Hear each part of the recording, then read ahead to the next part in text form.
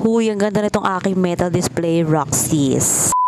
Hi guys, another parcel is another unboxing. Tara, samahan niyo ako mag-unbox at mag-assemble nitong pinadala ng Exin Home.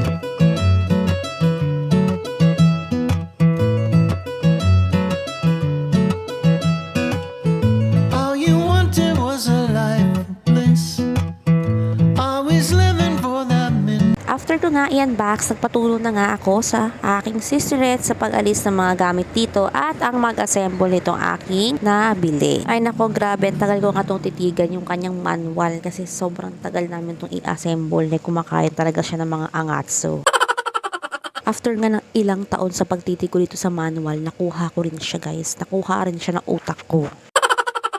So ito, kung nakikita nyo yung dalawa na yan, ayan yung magsisilbing paa sa binili nyong rack. So kailangan nyo siyang pagdugtungin gamit niyang maliit na bagay na yan. Papasok nyo lang siya dun sa may mga butas-butas. Ganyan yung magiging itsura niya kapag pinagdugtong nyo na yung dalawa.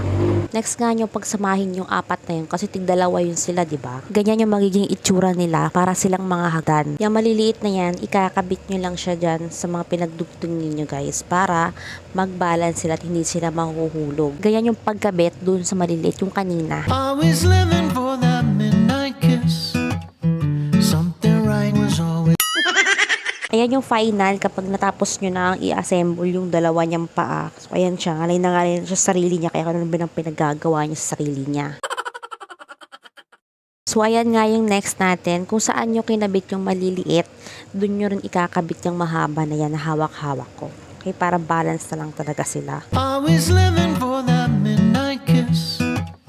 Something right. Yan naman yung next natin. Ayan yung ilalagay nyo sa gitna para magiging alalay siya sa board na ilalagay natin. Para hindi mahulog, maging balance lang siya, ganun. Next, ito naman yung board. Ipapatong nyo dun, ha?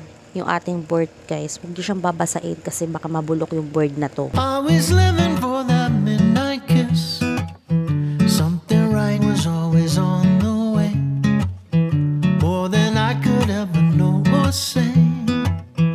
Never losing, you would always win. Ayan, pagkatapos nga namin, ay assemble yung aming metal layer rack at tanggalin na namin yung mga gamit, ililipat na namin yung mga gamit dito sa aming metal layer rack. Always living